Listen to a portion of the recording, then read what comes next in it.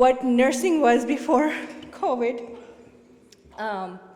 And after having a very life-changing, deep conversation with a cancer patient who had very bad prognosis, and after filtering through 23 different businesses and having meaningful travel nursing experience, I decided to join the pathway of entrepreneurship, and I created Elysian Medicina Digital Marketing in 2024.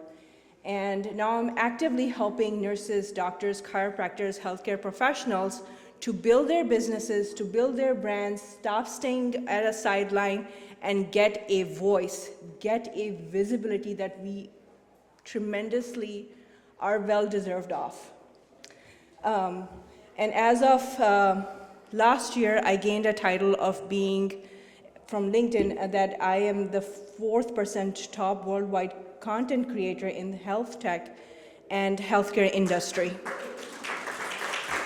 Please feel free to visit my LinkedIn. I post a lot of content in terms of how we can find better jobs, how we can utilize AI. So many people have received so many resources, especially AI, free content, things like that, how you can manage your own entrepreneurship journey. So please, I definitely would advocate for you guys to look at that. Oh, I have not been moving the slides, clearly. I'm so excited to see you. I forgot to look at my own slides. Okay, come on. It's not working. Oh, it did work. Okay, we are on this slide now.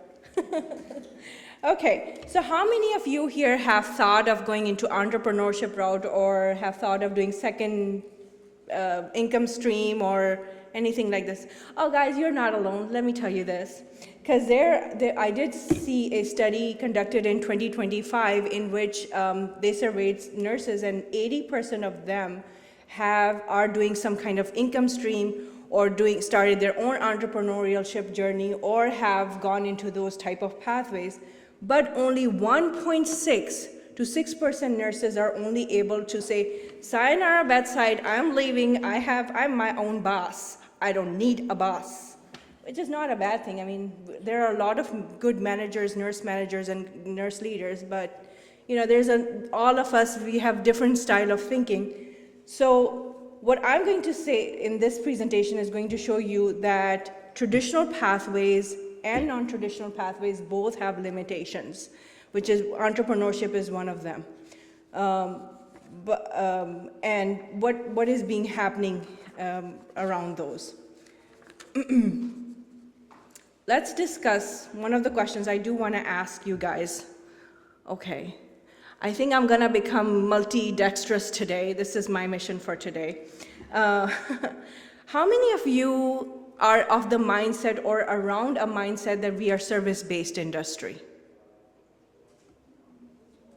Good, good. When we say service-based industry, that means that we are pigeonholed into thinking that we don't produce revenue for healthcare. That's not true.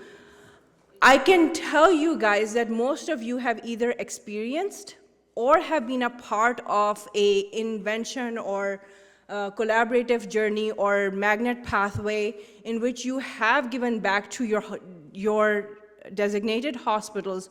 You have saved them millions of dollars, and what we got in return was hours paid for extra work. Not any compensation outside of that, not particularly recognition out of that. Why? Because it's your job to care. Because the idea that, are we the only people? Sometimes when I hear, I have built within less than 1 year, without having premium account, I have built a community of 10,000 followers just by organic marketing, no advertisement and all that. And I speak to hundreds of nurses per week.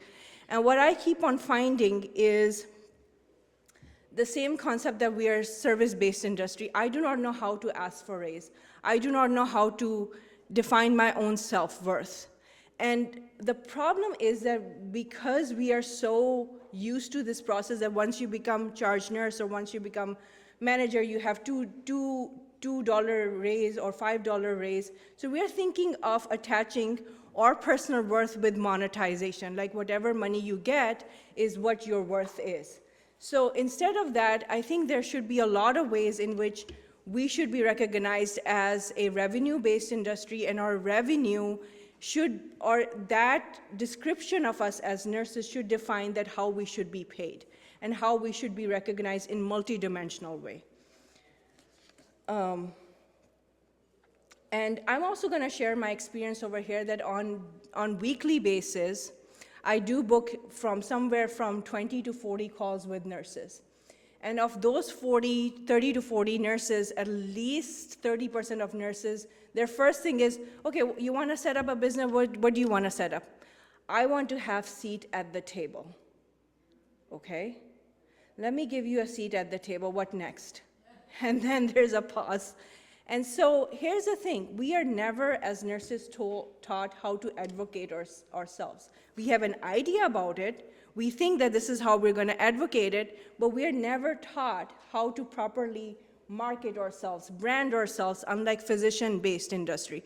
Physician-based industry, even if they're crying, they look glamorous. We cry, we suddenly become complainers. Has anybody else experienced it, or is it just me who is feeling that way?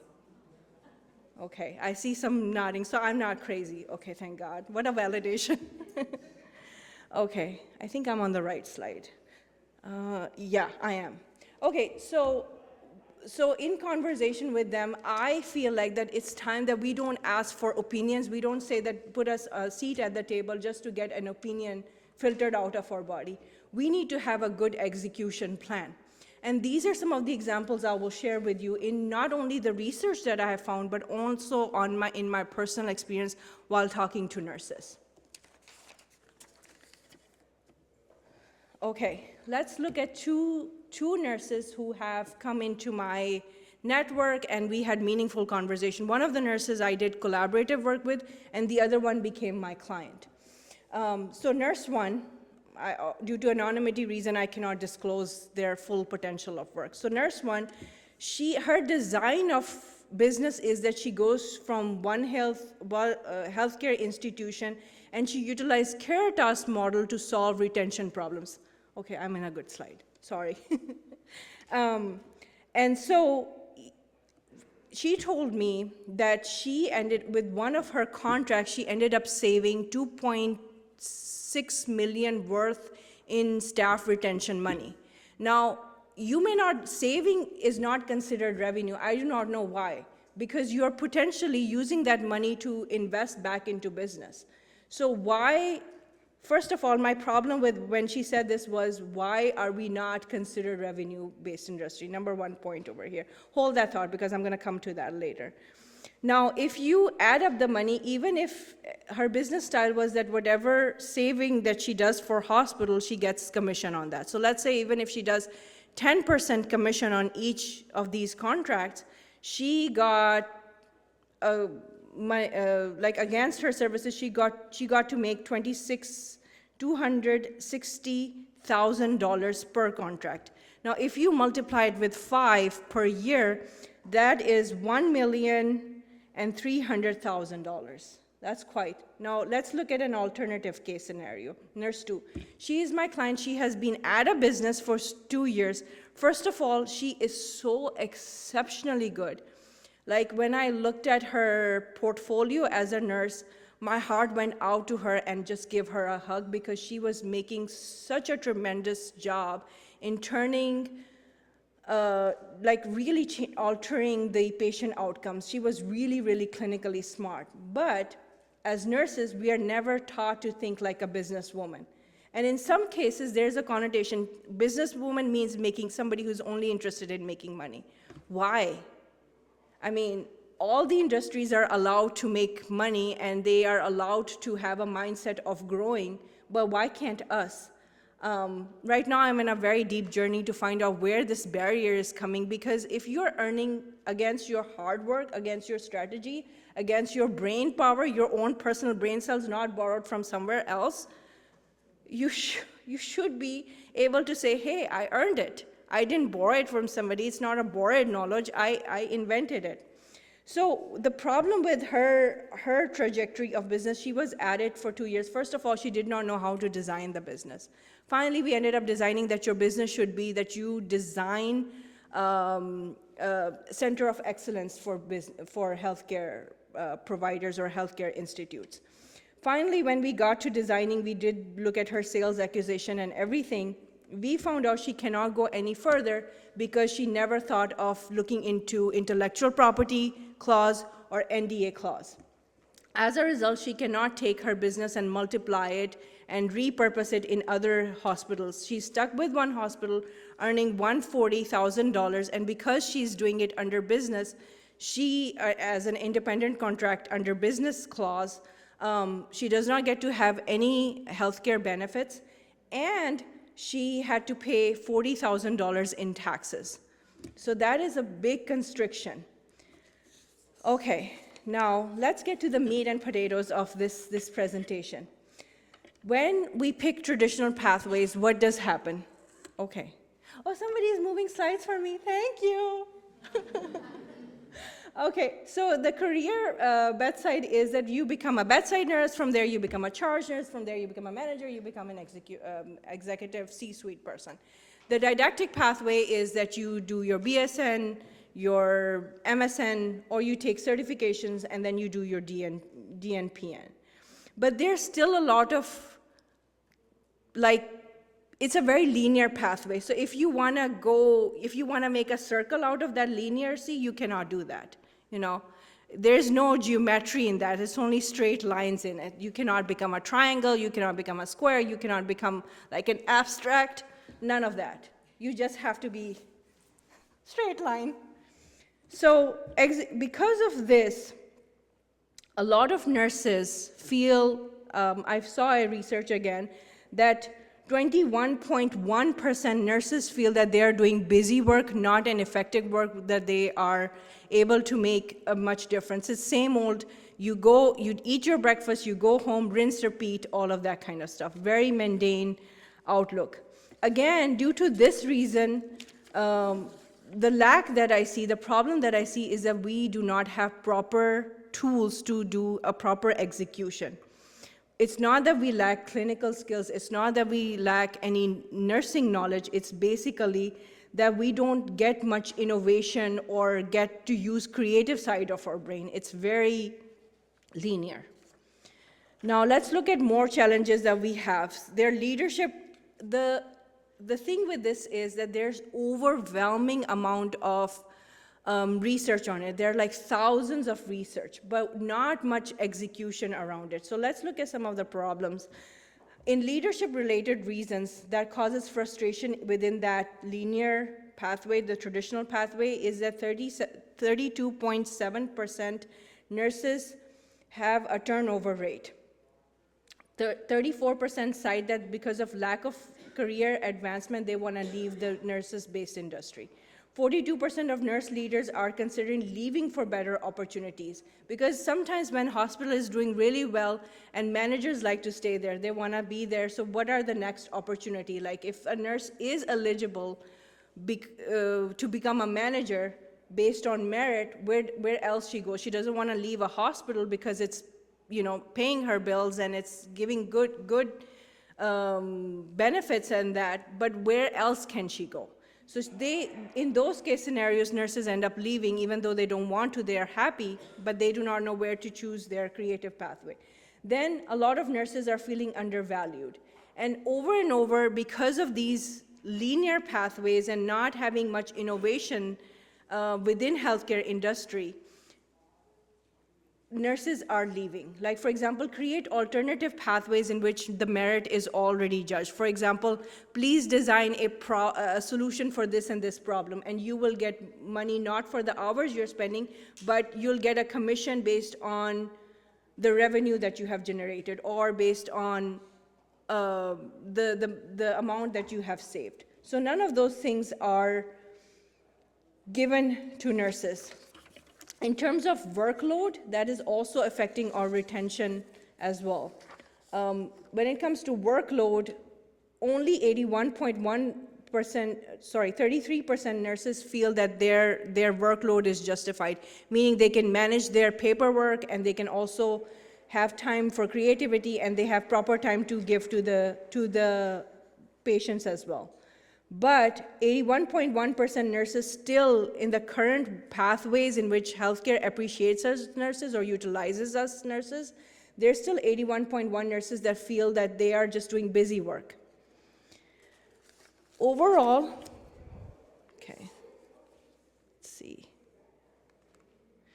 Overall, this is a very good research that I found from UNC in which all of the problems, external and internal problems are listed that are under-recognized by healthcare industry, and this is the reason why several nurses are leaving the traditional pathways. One of the things before going through this research, I thought it would be the payment and safety issue, because that's what I keep on hearing when it comes to the nurses that are in my network on LinkedIn. But this is actually a little bit higher, 36.8%, like career advancement not feeling valued. We have a mindset as nurses, we are givers, we are natural givers. How many of you feel that way? That, even instinctively we have become givers. And so when that basic mindset is not challenged in the format of creativity, we want to leave healthcare, where we are best fit for, where we are best trained for. And to me, that's a very high miss out from a healthcare industry. When I say healthcare industry, that means people who are making administrative decisions. All right. Now, a relief in the linear pathway is offered by shared governance, but there's still some challenges with that. Well, first of all, not every hospital is magnet hospital. In fact, I found in past 6 months, I found 2 hospitals that have recently lost their magnet status, because even keeping magnet status requires a lot of profitability and proper allocation of funding. So they lost it, but technically, because of this issue, hospitals that have shared governance, they show retention rate improvement from 27.3% to 32%. So that's an increase of almost like 5% increase when you have shared governance, because people feel at least they are being heard. Even if it is an opinion, it's not a strategy, they feel like that they are being heard. But the biggest manifestation of shared governance is magnet hospitals or magnet pathways or magnet facilitation. Now, last year I was at Magnet, there were 15,000 nurses almost close to 15,000 nurses. But you think about it, we are 3.2 nurses in United States. That means that even with 15,000 nurses at maximum, even if we stretch it, like really stretch it, only maybe 1 million nurses are getting dissemination of proper information, where you can get information about how we can improve patient outcomes, how we can make our workflows better, how we can improve that. And then also a lot of times when nurses who come into my network, they're saying that even with shared governance, they feel unfulfilled because there's still an aspect of favoritism. I'm feeling very tempted to ask, have you experienced a favoritism, not directly by you, but have you heard of a favoritism that may have happened during shared governance, meaning that your managers would only listen to their only favorite people when they come to shared governance, clinical, those meetings that you have? Okay, well, some of my clients feel the same way, so you're not alone. And I have seen it too, not particularly with me, but people that I know of. And then also, many of the times when you're doing shared governance, magnet-style shared governance, it's usually top topics are CLABSI, UTI, HCAPS, all of those same old, same old. There is no innovation. Like, what if a nurse wants to think outside of a box? Say, a nurse wants to make a innovation that giving nurses 30 minutes of sleeping break instead of just lunch break. Especially during nighttime. This is an innovation. Execution requires some nurses' brain cells, but would they be allowed to share it during Magnet? I don't think so. We are far from that as of right now. Okay. I have a quick question, because I like asking you guys. There are so many intelligent nurses over here. How many of you know of an invention done by a nurse? Okay, tell me the name. Tell me the name or the invention that you know of. Curo caps. Okay. I think you raised a hand as well. Do you know any?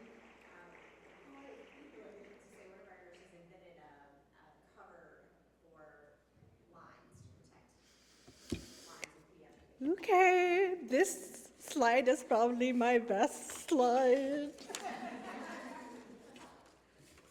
Okay, so I was really like, oh, wait a minute. I went, this gave me a huge smile. I think I almost must have danced in my chair, that crash cards. How many of you ever speak of crash cards being nurse invention? It didn't surprise me, but it made me overly elated.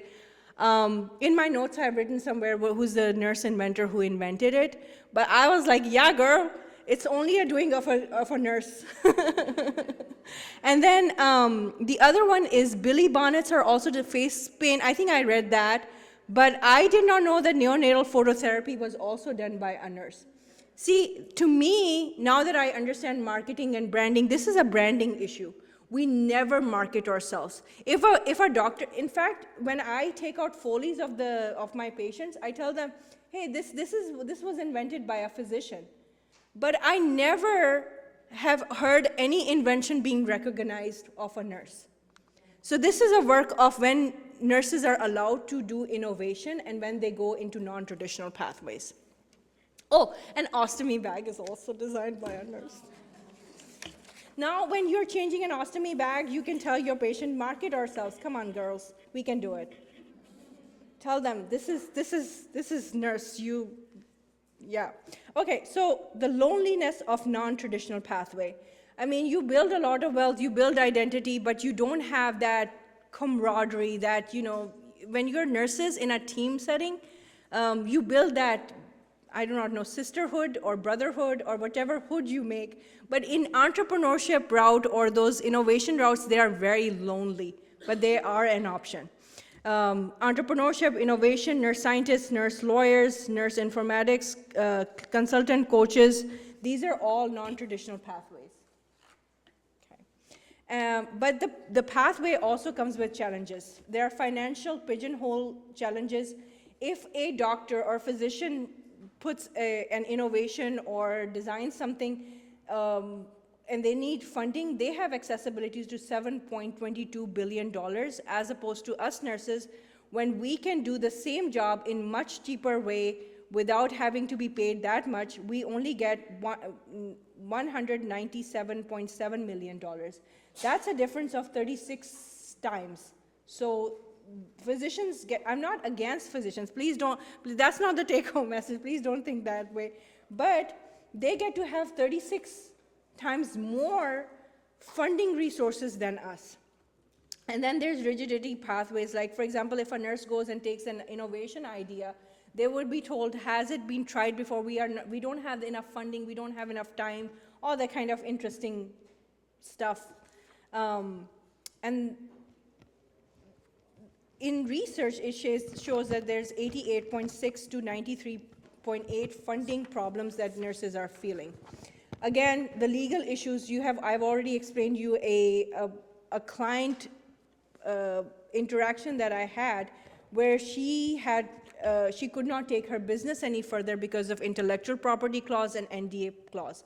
If anything, please remember, if those nurses who are planning to start their own businesses or are trying to think about it in that direction, that please go read your NDA clause and intellectual property clause. Because there are some hospitals that make you sign, but what if there is a small clause written somewhere that if you can make your service 35% different than what we offer, you do have an intellectual property right. And it has been seen, the jargon is very creatively written, for a lack of better word. So please make sure that before you set any money towards making a website or start putting videos out there and giving money here and there, look into those. Big takeaway message for you guys. Oh, we're still on that. All right. So my big takeaways as an entrepreneur is that we lack execution. We don't have access to how we set up businesses, how we set up innovation pathway, how do we present our case to even hospitals, like what is the ROI? Like, for example, when nurses who have come to me over the course of this past year that they want to stay in bedside, but they want to do more than just bedside. So I tell them that, okay, how did you design your proposal? And in that, one of the big things that I encourage them to see is not just do research, but find out if you have the accessibility to figure out what is the return on investment you're going to give. They're not going to be listening to, we need this, because when we say things like this to healthcare industry, that we need seat in the table, we are asking them to do us a favor. Whereas by giving us seat at the table, they are receiving way much more favor because we are going to be getting more access to solving the problems that they have not even thought of that they are problems in a much more innovative pathway, because we directly work with the patients. We have most patient exposure. That means our brain is designed to think of much more solutions in our capacity. And those are some of the big things. A lot of times the healthcare industry, if they collaborate, and one of the things I do want to bring that I witnessed at Magnet, and I was very happy about this, there were at least 2 or 3 businesses of nurses in which hospitals actually supported nurses to design their own entrepreneurial journey. The hospital handled the NDA, the legal issues, the designing and everything, the website and everything. The nurse was mostly the planner, how she's going to design her invention. And I think we need to see more of that. If a nurse is solving a problem directly for a hospital, then she should be given proper back structure. And my conclusion, last thoughts, is that both the pathways, whether you go through traditional pathway or non-traditional pathways, there are barriers. But the best way to conquer it is start managing our profession. When we are doing shift change, or somewhere the managers tell us, manage the nurse coming over. Tell them you're going to be in excellent hands and everything. Why don't we manage our nursing profession? We should be telling people that this is an amazing field to be in. We should start branding ourselves as nurses and make it not glamorous as in the format of hype, but glamorous in the format of meaning, that it's not just a caregiver, it's not a giving thing, it's also an exchange. In order for that exchange to happen, we should be allowed in more creative pathways, because we have proven ourselves on bedside, but now we need more opportunities. Okay, guys, these are my references. And any questions?